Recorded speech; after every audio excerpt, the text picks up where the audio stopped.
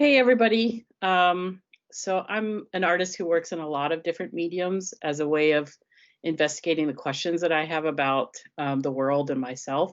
And I teach in that manner as well. I encourage students to think really broadly about the references and the kind of things that they gather to inspire questions and inspire research. So I'm just kind of starting with a slide that shows some examples of like my sketching and brainstorming process. And you can see that this can range from like kind of tearing things out of magazines to making, ballpoint pen drawings to making arrangements with found objects, picked up on walks or, things cut out from the like surface of a couch or, elements that are kind of just placed in context with one another. I often am thinking about my relationship to the natural world, and I look for interesting interactions and contrasts between synthetic and organic materials and flora and fauna and bodily and constructed forms.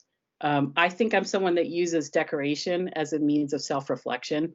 I'm interested in finding this kind of edge between what is natural and what is unnatural and dealing with sensory information that feels simultaneously seductive and repulsive. These are some pieces that are also kind of part of where I draw thinking from and inspiration from. They're Victorian mourning pieces. Jet, which are the black pieces that you see, is a compressed coal, the stage between coal and diamond. The other pieces are memorial hair pieces. I find them to be sort of mortifying and morbid, but also incredibly touching and sentimental. I'm inspired by how we assign value to the things around us, and everything at some point comes from the natural world. As well as feeling this sort of profound sadness for our current existential crisis in the natural world.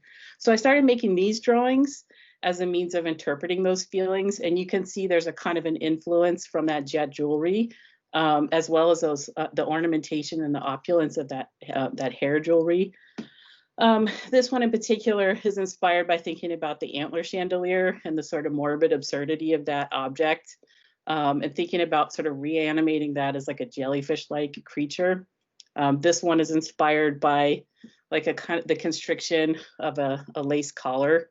Gender is something that often kind of comes into play in the work that I create, and so there are suggestive forms that that feel somewhat bodily, or there's often kind of content that's kind of embedded in the manner in which texture or decoration has been created. Here's two pieces where you can kind of see quotations from like pearl necklaces or, like sort of tendrils, and you can kind of pluck different organic inspirations from those. So these are made from using colored pencil on black paper, specifically gray and white colored pencil.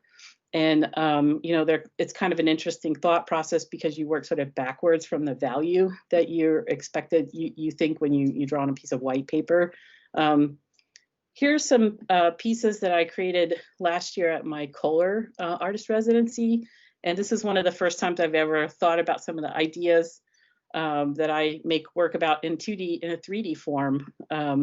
So they're made through slip casting. You pour like a really wet, slippery version of porcelain, which at Kohler is used to make sinks and toilets.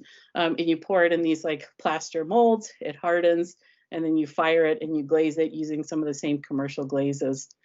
So again, just kind of investigating some similar ideas, but in like a multitude of different forms. I started realizing there was the potential for some real directness by making collage directly from the source imagery I was quoting in some of my original pieces by tearing out of magazines.